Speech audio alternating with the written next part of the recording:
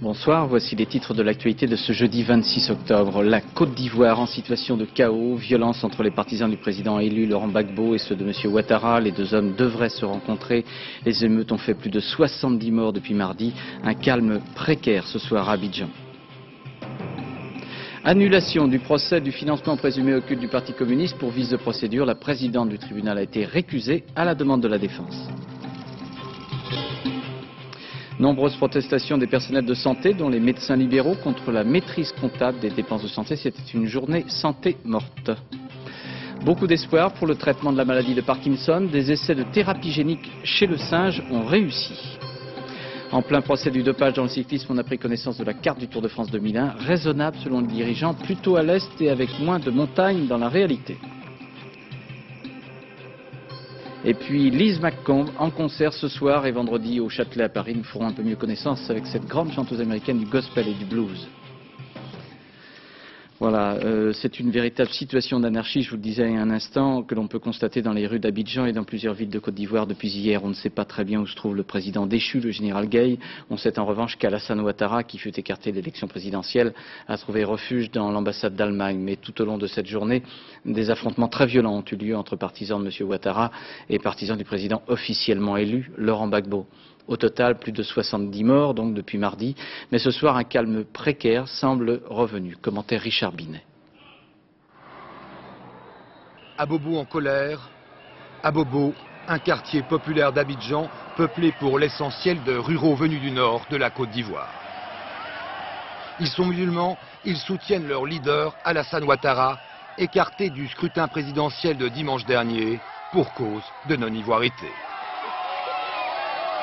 Un peu plus loin, c'est les 220 logements, un autre quartier musulman. Ces militants barrent la route, intervention des gardes mobiles, tirs de grenades lacrymogènes. Les barricades sont rapidement déblayées par les partisans de Laurent Gbagbo, transformés en supplétifs de l'armée, cette même armée qu'ils combattaient hier. Hier encore, c'était l'affrontement entre le général Gueye et l'opposant historique Laurent Gbagbo. Le dictateur parti, le bras de fer s'est déplacé entre les deux opposants, l'homme du Nord, le musulman Alassane Ouattara, et celui du Sud, Laurent Gbagbo.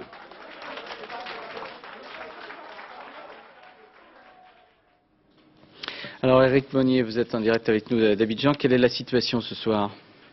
Bien, écoutez Claude, c'est un peu plus calme si on peut dire, parce que sans doute on s'approche de l'heure du couvre-feu qui est fixé à 21h, il est actuellement un peu plus de 18h à Abidjan, mais il y a eu vraiment beaucoup d'affrontements, des affrontements entre partisans des deux camps tout au long de la journée, évidemment deux camps qui se rejettent la responsabilité de ces attaques. Nous avons pu nous rendre à Blocos, à Cocody cet après-midi, à quelques centaines de mètres de la maison d'Alassane Ouattara. Nous y avons vu beaucoup de cadavres et puis aussi des blessés que l'on ne secourait pas, on a entendu beaucoup de mots de haine aussi, et puis il y a ces incendies de mosquées, de quelques églises qui font craindre que ce conflit qui était d'abord politique ne devienne un conflit ethnique et religieux. Les partisans d'Alassane Ouattara étant à majorité musulmans, comme l'a dit Richard Binet, et puis vous avez des chrétiens chez Laurent Gbagbo. Je voudrais simplement vous dire aussi que notre travail est difficile parce que nous sommes souvent accusés à tort de favoriser l'un ou l'autre camp. Alors, y a-t-il quand même de bonnes raisons, des raisons d'espérer que la situation puisse s'améliorer ? Il y a un petit espoir ce soir, un espoir de retour à la raison, si on peut dire, de hauts responsables des deux partis, on appelle au calme. Et puis on annonce une rencontre, vous l'avez dit en titre, entre Laurent Gbagbo et Alassane Ouattara. Laurent Gbagbo qui doit être en ce moment même investi président de la République et qui a offert des postes ministériels aux membres du RDR, qui les refusent pour l'instant. Enfin, c'est quand même un espoir d'ouverture. Et je crois que c'est ce qu'on peut dire ce soir. Merci Eric. Effectivement, M. Gbagbo parle d'un gouvernement d'union nationale. Dès hier soir, on le pressentait, le procès du financement présumé occulte du Parti communiste n'irait pas très loin. Effectivement, la présidente du tribunal qui conduisait les audiences depuis le 2 octobre a été récusée. Il y avait un risque de partialité. Le procès est donc annulé. Explication Thierry Curtet avec Joël Bruyandé. Je lui dis, attends, je vais l'arrêter maintenant parce que... C'est à cet instant que tout vient de basculer. Tout le monde est alors très tendu. Les avocats du GIFCO d'un côté, de Robert Hue de l'autre, viennent de demander, c'est un fait exceptionnel, la récusation de la présidente du tribunal. Elle menait le procès depuis 3 semaines. Ces 2 robes noires vont à la rencontre du président de la cour d'appel. Ils viennent exposer leurs demandes. La présidente, disent-ils en substance, a déjà siégé en 92 dans un procès où il fut jugé que la société GIFCO finançait le PCF. Or, c'est la question centrale de ces audiences. En droit, soutiennent-ils, on peut donc considérer que la présidente a un préjugé sur l'affaire en cours. Un détail, un point de droit, mais il est imparable. Le président de la cour d'appel leur donne raison. Qu'est-ce qui va se passer maintenant? Je n'en sais rien. C'est-à-dire que, à chaud comme ça, je pense que la justice devra repasser. Mais est-ce qu'on repasse la justice? C'est-à-dire, est-ce qu'on va dire à l'ensemble de ces 40 personnes qui ont souffert pendant 3 semaines, c'était un coup d'essai, maintenant ça va être le vrai film? C'est pitoyable. Le procès, les réquisitions contre Robert Hue, 15 mois de prison avec sursis, sont tout simplement annulées. Mais le dossier d'instruction reste lui valable. La logique voudrait donc que l'on recommence ce procès à zéro devant une autre chambre. Les professionnels libéraux de santé voulaient faire de ce jeudi une journée morte et ils avaient fermé leur cabinet, sauf les urgences. Dans de nombreuses villes de France et à Paris, des manifestants, chefs de clinique, médecins généralistes, infirmiers, kinés ou encore radiologues se sont rassemblés dénonçant le rationnement des soins et une vision trop comptable de la santé. Ce fut le cas à Bordeaux, à Strasbourg, à Marseille notamment. Pour la Caisse nationale d'assurance maladie, il faut pourtant bien réorganiser l'ensemble du système de santé en partant des besoins des assurés. Mais les praticiens, comme ce radiologue rencontré par Benoît Thévenet et Bernie Mériot, n'ont évidemment pas la même analyse. 6 francs de moins. Depuis 3 mois, sur chaque échographie, ce radiologue gagne 6 francs de moins qu'auparavant. Et c'est la même chose pour tous ses confrères. C'est ce qu'on appelle la co-responsabilisation. La CNAM a estimé en août dernier que les dépenses de santé des radiologues progressaient trop vite. Le prix de certains actes a donc été baissé chez tous les radiologues, qu'ils aient ou non fait des efforts. Les médecins libéraux dénoncent une méthode purement comptable. On ne veut pas qu'on nous impose des chiffres votés en assemblée, sans s'être renseignés au préalable auprès des régions quels sont les besoins sanitaires de la population française, et les chiffres qui seraient alors votés selon les besoins sanitaires seraient tout à fait acceptés par le corps médical, parce qu'on saurait que ce sont des chiffres justes. Mais la Caisse nationale d'assurance maladie ne veut plus simplement être là pour rembourser. Elle estime avoir son mot à dire sur la façon dont est utilisé le budget de la branche maladie. Nous avons signé avec quasiment tous les professionnels en début d'année un objectif qui était de limiter le volume d'actes. En contrepartie, et je trouvais que c'était normal parce qu'ils sont sous-payés un certain nombre d'actes, d'augmenter la valeur unitaire de l'acte. Or, je constate qu'un certain nombre de professionnels, soit volontairement, soit involontairement, mais je pense que c'est totalement involontaire parce que le système fonctionne comme ça, préfèrent du volume à la valeur de chaque acte. Chaque année, les sommes remboursées par la sécurité sociale augmentent environ de 4%. À cela, plusieurs raisons, le vieillissement de la population, mais aussi la sortie de la crise. On voit bien que c'est quand même un bien qu'on appelle un bien supérieur, comme la culture ou les loisirs, et que sa part augmente quand on s'enrichit. C'est vrai, quand on regarde la consommation des ménages sur une période longue, on voit que la part de la santé augmente. Et quand on regarde les pays, qu'on compare les pays entre eux, on voit aussi que plus un pays est riche, plus il dépense proportionnellement pour sa santé. Face à cette pression des patients, les médecins se retrouvent en première ligne. Et s'ils ne contestent pas la nécessité de maîtriser les dépenses, ils réclament en revanche que soient mieux prises en compte leurs pratiques médicales. À la prévision, les dépenses de santé atteindront plus de 693 milliards de francs en 2001. Ces prévisions confirment donc la progression de la consommation des médicaments et la difficulté d'avoir effectivement une gestion rigoureuse dans ce secteur. Commentaire Peggy Leroy. Le budget de l'assurance maladie pour 2000 est de 658 milliards de francs. Le gouvernement avait prévu 2,5% d'augmentation par rapport à 1999. En fait, ce sera presque 2 fois plus, soit 10 milliards de francs de dépassement. Principaux responsables de ce dérapage, les médicaments, avec une augmentation de 11,7% par rapport à 1999. Selon la CNAM, les prescriptions progressent 6 fois plus vite que prévu. Autre mauvais élève de l'assurance maladie, les soins de ville, c'est-à-dire les médecins généralistes, les spécialistes et les laboratoires. Dernier de la classe, les sages-femmes, avec un budget dépassé de 5% par rapport à l'enveloppe allouée à cette profession. Suivent les laboratoires, avec 4,5% de dérapage, puis les infirmières libérales et les kinésithérapeutes. Seuls bons élèves, les dentistes libéraux, ils devraient dépenser 0,5% de moins que prévu. Les autres branches de l'assurance maladie, hôpitaux, cliniques et établissements médicaux, sociaux, devraient respecter leurs objectifs. Une nouvelle pleine d'espoir pour le traitement de la maladie de Parkinson sera publiée dans la revue Science. Des chercheurs suisses, américains et français viennent en effet de montrer chez le singe qu'il était possible de compenser les effets de la destruction de certains tissus du cerveau. Cette destruction est à l'origine de la maladie dite de Parkinson qui entraîne des tremblements et des atteintes des mouvements. Les chercheurs ont utilisé un gène apporté dans le cerveau des animaux par un virus, rendu évidemment inoffensif, un virus très proche de celui du sida. L'étape suivante maintenant sera l'évaluation sur l'être humain. Explication de Jean-Daniel Fézaquier avec Frédéric Faure et notre consoeur de la télévision suisse romande, Béatrice Géquier. Une écriture de plus en plus difficile, des tremblements, ce sont quelques-uns des signes de la maladie de Parkinson, liée à une dégénérescence d'une partie du cerveau. Les traitements actuels corrigent insuffisamment les troubles. Mais une étape essentielle vient sans doute d'être franchie dans le traitement de cette maladie. Des chercheurs américains, français et ici suisses, à Lausanne, ont fait une avancée spectaculaire. Ils ont traité des singes macaques très vieux, 27 ans, et parkinsoniens. Chez ces primates, les neurones ne fabriquent plus assez de dopamine, une substance essentielle au fonctionnement normal du cerveau. Alors on a injecté dans le cerveau de ces macaques un virus porteur d'un gène, le GDNF. Et ce gène a fait augmenter la production de dopamine de façon considérable. Voici d'ailleurs l'activité de la zone avant traitement, et voici maintenant cette activité spectaculairement augmentée après traitement. Cette zone du cerveau chez les singes âgés qui ont été traités ressemble de façon surprenante au cerveau du même singe quand il était adolescent.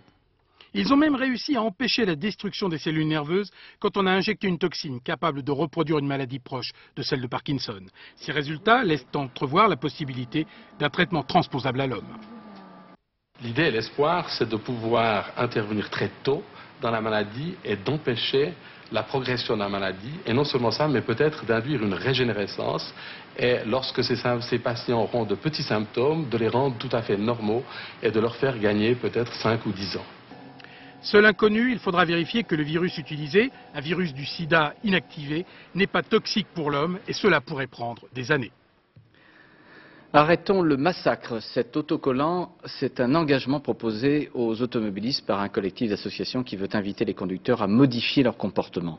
De très nombreuses initiatives contre les violences routières ont eu lieu cette semaine.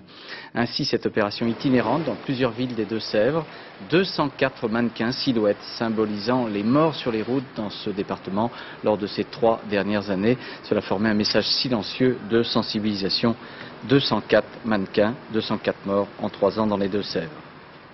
L'an passé, on a compté 8487 morts sur les routes et en France, et la sécurité routière a été déclarée grande cause nationale.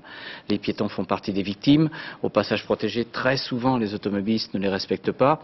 882 piétons tués chaque année en France. Raphaël D et Delphine Détry n'ont pas eu besoin de chercher beaucoup pour trouver un exemple d'incivilité. Regardez bien, c'était à Lyon. Regardez.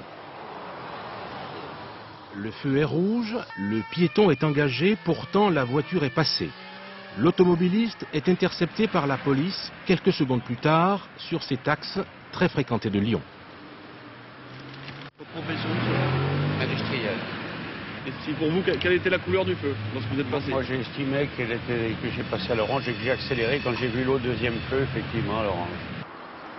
Et il nie l'évidence alors qu'il est pris en flagrant délit d'infraction, comme beaucoup d'autres que nous avons surpris à ce carrefour en moins d'1 heure. Une incivilité à l'origine de nombreux accidents. Geneviève, 70 ans, a été fauchée par une voiture sur le passage piéton le 9 octobre dernier. Depuis, elle a peur. C'est une tension effroyable. Il faut être vigilant en permanence. C'est quand même très fatigant, très dur. Très très dur. Comme elle, les piétons sont les principales victimes de la délinquance routière. En ville, près de 3 personnes sont tuées tous les jours par une voiture. L'automobiliste, lui, ne semble pas vouloir renoncer à son mauvais comportement au volant. L'automobiliste a cette expérience. Il sait qu'il peut commettre des infractions, qu'il en commet beaucoup.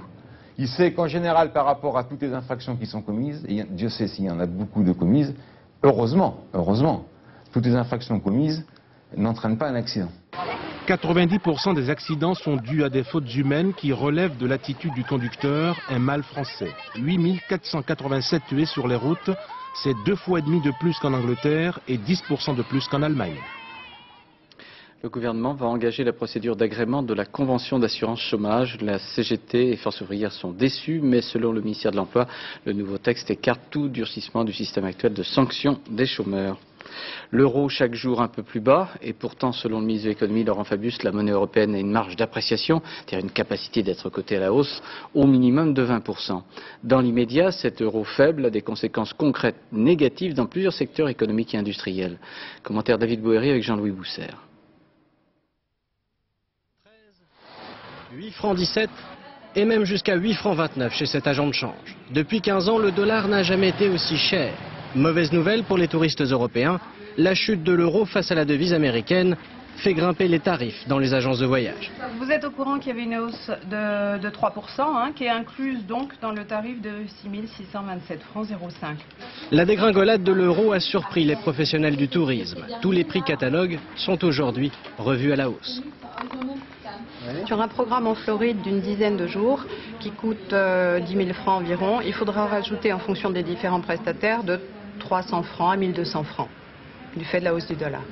Hausse du dollar et chute de l'euro, les Européens payent leur baril de pétrole au prix fort. Les carburants, mais aussi tous les produits dérivés du pétrole, comme les matériaux en plastique utilisés dans le bâtiment. Résultat, cette année, la hausse des prix sera en France 2 fois plus élevée que prévu, ce qui pénalise les consommateurs et surtout les entreprises. Ceux qui vont le plus souffrir de cette chute de l'euro sont évidemment les importateurs de produits libellés en dollars. Ils sont nombreux, notamment dans le secteur du textile. Néanmoins, il n'y aura pas de dérapage des prix dans la mesure où la concurrence est de plus en plus forte et donc on ne peut pas répercuter la hausse des coûts sur les prix de vente. La faiblesse de l'euro est réellement un avantage pour les entreprises qui arrivent à vendre au-delà des frontières européennes. C'est notamment le cas pour les plus grandes marques françaises de luxe. Cette année, elles devraient battre tous leurs records de vente. À la baisse aussi et de manière quasi constante, les valeurs technologiques soumises aux cotations boursières, ce que l'on appelle la nouvelle économie, semble inquiéter les investisseurs et les petites entreprises de start-up montées dans l'euphorie générale depuis un an sont en difficulté. Les fermetures de sites se multiplient. Vous voyez le reportage de Jean-Bernard Schmitt et Philippe Deslandes. Il y a 6 mois, ils voulaient conquérir le monde de l'Internet.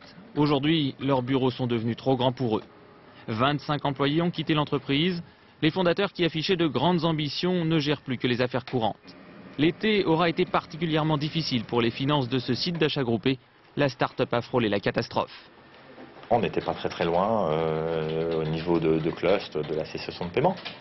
Mais c'est naturel puisqu'on est toujours en appel de fonds. Donc si cette levée de fonds ne se fait pas, effectivement l'entreprise s'arrête. Faute de moyens, il a donc fallu trouver un repreneur, mais au moins le site existe encore. D'autres n'ont pas eu cette chance. Faillite, fermeture, disparition des pages, le ménage commence à se faire parmi les startups. À chaque fois la même raison, il faut toujours plus d'argent, mais désormais les investisseurs se méfient. Clément Cordier est l'un d'eux. Chaque mois, il étudie avec ses collaborateurs près de 200 nouveaux projets de start-up. L'examen est minutieux. C'est l'un des plus grosses croissances dans le marché des télécoms. Et la sélection est sévère. L'argent ne manque pas, mais il n'est plus question de le donner à n'importe qui. Les gens préfèrent se positionner sur les entreprises qui ont déjà 1 à 3 ans d'existence, qui ont pu prouver quelque chose, dont les équipes de direction ont pu prouver quelque chose, plutôt que sur des dossiers de jeunes pousses en herbe qui n'ont pas encore démarré. Et pourtant, même les gros ne sont pas à l'abri. En quelques mois, des valeurs phares de la nouvelle économie se sont effondrées à la bourse. Amazon, moins 67% depuis son plus haut niveau. En France, Liberty Surf, moins 78%. En clair, la fin de l'euphorie. Les investisseurs ont demandé un peu des comptes aux sociétés, c'est-à-dire qu'ils veulent voir du cash qui rentre, ils n'en veulent plus de ces pertes, ils veulent une croissance du chiffre d'affaires qui se maintienne. Tout n'est cependant pas terminé pour la nouvelle économie, loin de là. Bon nombre de start-up ont de beaux jours devant elles, mais pour le pactole annoncé, il faudra simplement attendre un peu. Voilà, et dans ce secteur, l'apparition dans les kiosques de ce nouveau magazine, c'est intitulé Futur au féminin pluriel, mais du genre arrobase. C'est un magazine qui est consacré aux nouvelles technologies, au management et à la finance. En Grande-Bretagne, un volumineux rapport d'une commission d'enquête publique accable la gestion de l'administration dans l'affaire de la vache folle et de ses conséquences humaines. 85 personnes ont été atteintes de cette maladie, il n'en reste que 5 en vie. À la Chambre des communes, le débat a été marqué par la présence des familles des victimes et par le visionnage d'une cassette d'enfants malades. Reportage de notre correspondant à Londres, Laurent Boussier, avec Sten Rosenlund. Ils sont arrivés par petits groupes, comme pour mieux affronter cette journée qu'ils savent difficile. Tous ont perdu un parent, un proche, dans ce qui est aujourd'hui le plus important scandale de santé publique en Grande-Bretagne. Terry, lui, est venu avec ses 2 fils. Il attendait cet instant depuis presque 3 ans, depuis ce jour maudit de janvier 98, où sa femme, Jeanne, avait succombé à la maladie de Creutzfeldt-Jacobs. Alors évidemment, il n'aurait à aucun prix manqué la publication du rapport sur les responsabilités politiques de la propagation de la maladie. Un rapport qui est une sorte de catalogue des erreurs commises. Tout y est. La culture du secret qui a retardé les décisions. Les ministres et surtout les hauts fonctionnaires qui n'écoutent que les scientifiques qui les rassurent. Et puis le ministère de l'Agriculture, plus préoccupé par les intérêts des fermiers que par les problèmes de santé publique. Tout y est, sauf la souffrance des victimes et de leurs proches. Ces mois, ces années d'agonie sans espoir de guérison. Alors pour Terry et les autres, le moment est difficile et seule l'annonce par le gouvernement de la création d'un fonds national de soutien et de compensation soulage un peu les familles. Je n'attendais qu'une chose, qu'ils s'excusent. Ils se sont excusés. Ça leur a pris 4 ans pour dire qu'ils étaient désolés, mais ils l'ont dit. C'est réconfortant, mais beaucoup trop tard. Ça ne fera pas revenir ma femme, la mère des garçons. Elle ne peut pas revenir. On ne peut pas pardonner. Les responsables ont fait une énorme, une monumentale erreur et à cause de cette erreur, nous souffrons.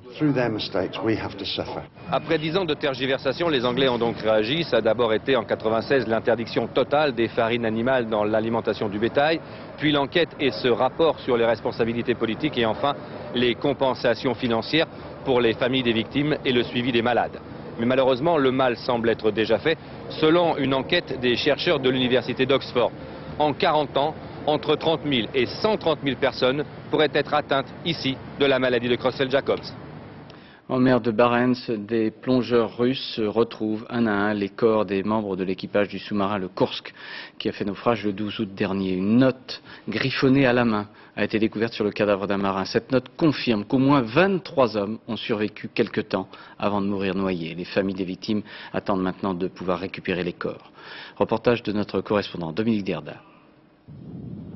La tempête s'est levée en mer de Barents, mais les recherches continuent. Après 4 jours d'efforts, par 108 mètres de fond, les plongeurs sont parvenus à percer la coque, puis à pénétrer dans les entrailles du Kursk. Hier, dans le compartiment arrière, celui qui sert de refuge en cas d'avarie, ils ont trouvé 4 corps. Le premier à avoir été identifié est le lieutenant de vaisseau Dmitri Kolesnikov, que l'on voit sur ces images, filmées il y a 3 ans à bord du même sous-marin. Olga, sa femme, vient tout juste d'apprendre la nouvelle.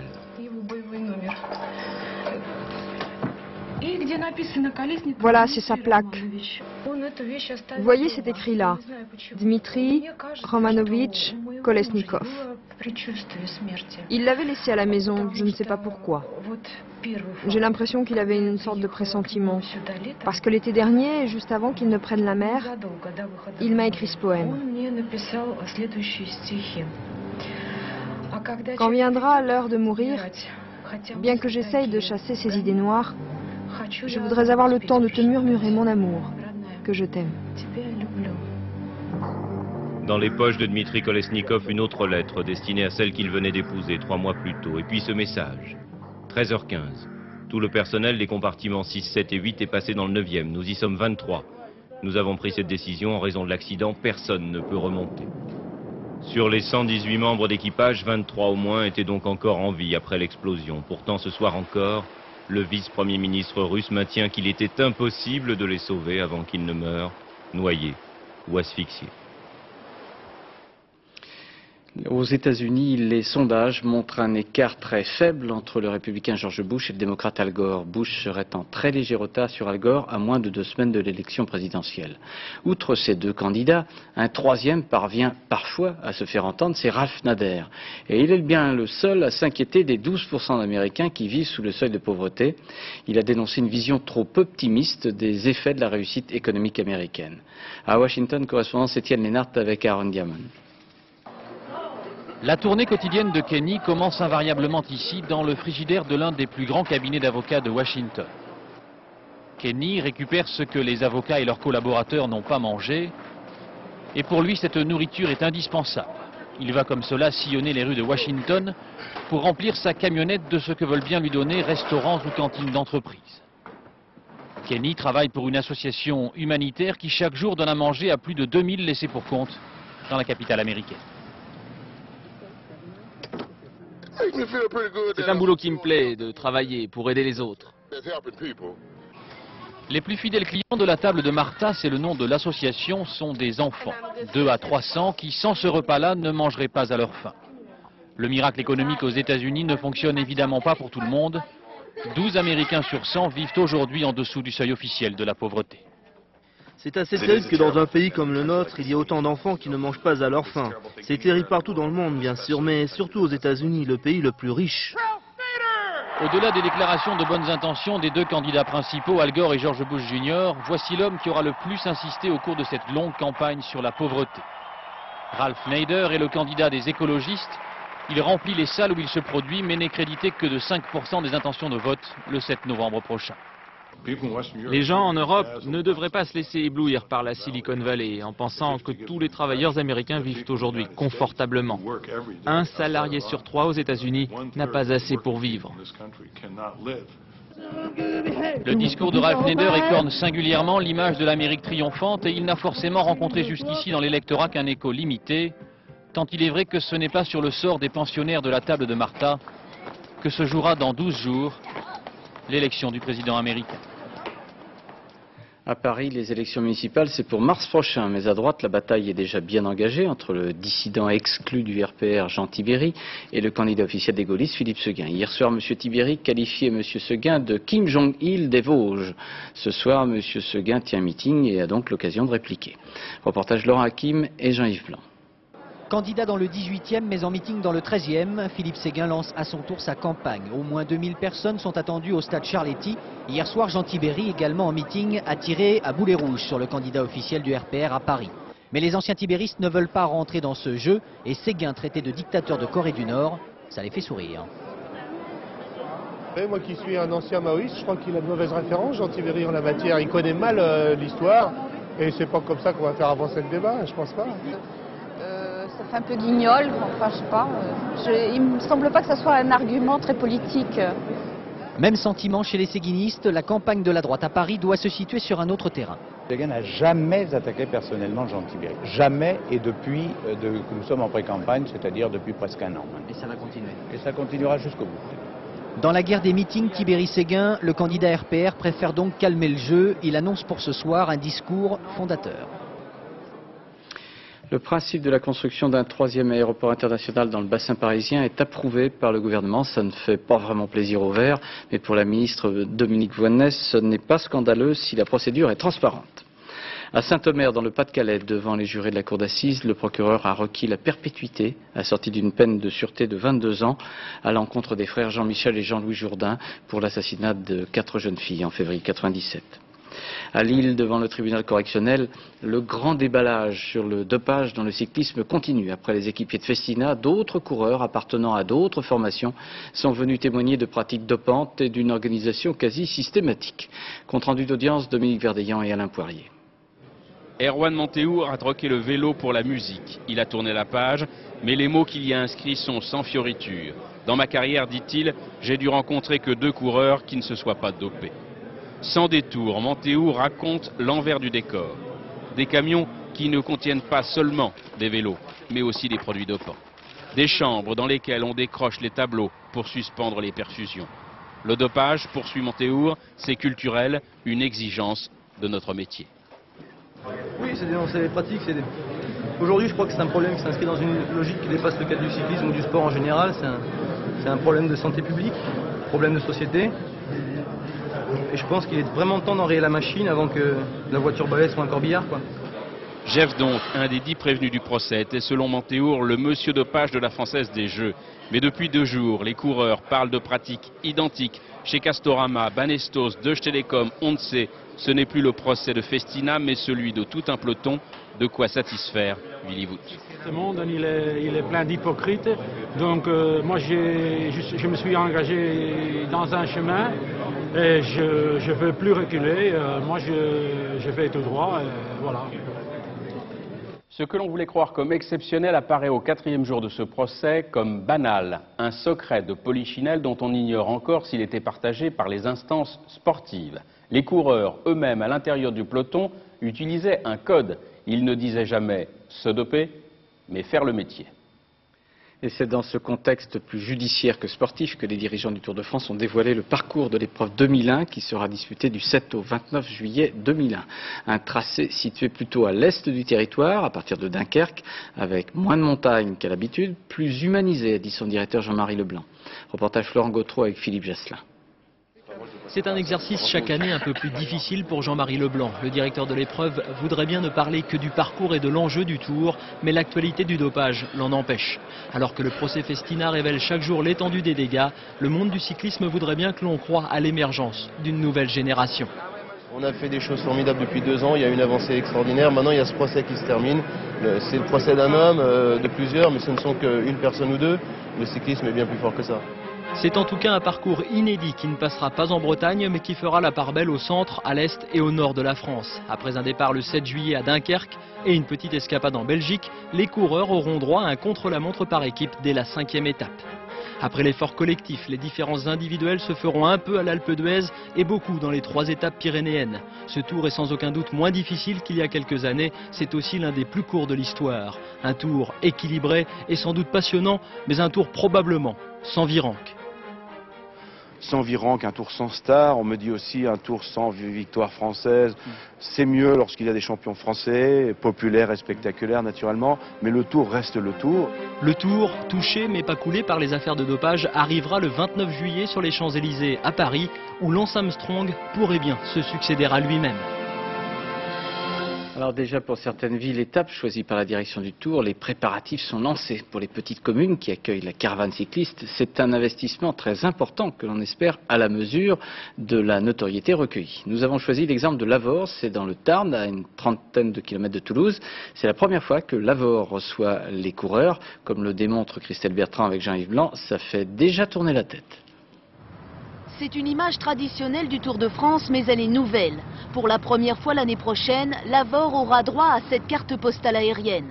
Devenir ville arrivée, c'est obtenir une renommée mondiale, c'est s'assurer une campagne de publicité qui en fait jubiler plus d'un. Tous les maires rêvent de faire la promotion de leur ville. Et je crois qu'il n'y a pas de plus belle épreuve que celle du Tour de France pour en assurer la promotion nationale et internationale. Ça a justifié tous les efforts que nous avons faits depuis maintenant 4 ans. Auprès de Jean-Marie Leblanc en particulier. Le 24 juillet 2001, cette avenue sera la ligne d'arrivée de la 15e étape. En ce moment, Lavore est en chantier. Certains travaux ont lieu pour que la ville respecte le strict cahier des charges de la Société du Tour. Dans 9 mois, ce rond-point tout neuf aura disparu. Son seul défaut se trouvait en plein milieu de la dernière ligne droite de l'étape. La construction de cette halle a contribué à effacer les dernières réticences de la Société du Tour, qui demande aussi à chaque ville un droit d'entrée de 480 000 francs. Les commerçants aussi feront tout pour bien accueillir 40 000 personnes qui vont forcément consommer. On va faire quelque chose, oui. On va embellir le café et on va s'organiser. À Lavore, la bonne nouvelle réjouit bien entendu les habitants. Ah oui, je suis heureux. Là, je vais dire à tout le monde que le 25 juillet, le Tour de France passe. Les meilleurs cyclistes du monde seront à Lavore dans 9 mois. D'ici là, la petite ville va dépenser sans compter pour la grande boucle. Au championnat du monde de cyclisme sur piste à Manchester, le Français Arnaud Tournant a conservé son titre du kilomètre. C'est une revanche pour Arnaud Tournant qui avait complètement raté ses Jeux Olympiques en terminant 5e sur cette même distance du kilomètre à Sydney. Et puis en football, le match de Coupe européenne, le FC Nantes mène 2-1 face à MTK Budapest, mais le match n'est pas encore terminé. L'Académie française a décerné son Grand Prix du roman, ouvrant ainsi la quinzaine des prix littéraires, et c'est Pascal Quignard, ce livre, pour Terrasse à Rome, publié chez Gallimard, qui l'a emporté. Pascal Quignard qui publia, vous en souvenez peut-être, le très beau Tous les matins du monde, c'était en 1989. Ce soir et vendredi soir au Châtelet à Paris, Liz McComb est en concert. Cette américaine, chanteuse de gospel et de blues, est souvent présentée comme l'héritière de Mahalia Jackson. Elle est appréciée dans le monde entier. À Dominique Barouche et Valérie Lucas, elle a aussi confié son amour de Paris. Les Américains chassent son autographe jusqu'à Montmartre. Car depuis 10 ans, Liz McComb, une des plus grandes chanteuses du gospel, a planté ses racines ici, à Paname. J'adore Paris. C'est mon pays adopté.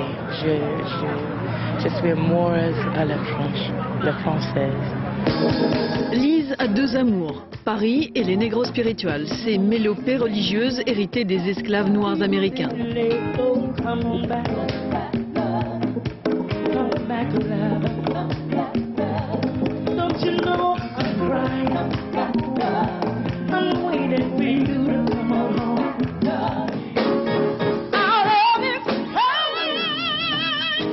Et la grande dame aime le risque. À quelques jours de son concert au Châtelet, la diva change de musicien. Les nouveaux sont comblés. Jamais j'avais pensé que ça se réaliserait. Et quand on m'a appelé pour ça, je dis oh, it's incredible, c'est incroyable.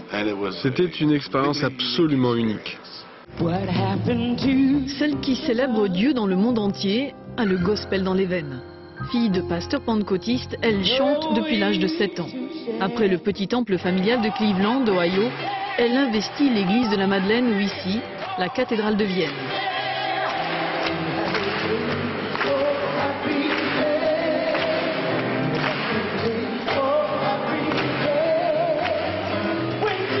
Un regret toutefois, n'avoir jamais chanté au Sacré-Cœur, où elle aime tant prier. Le prêtre trouve que je ne suis pas assez pratiquante. Je ne suis pas la petite bigote bien sage.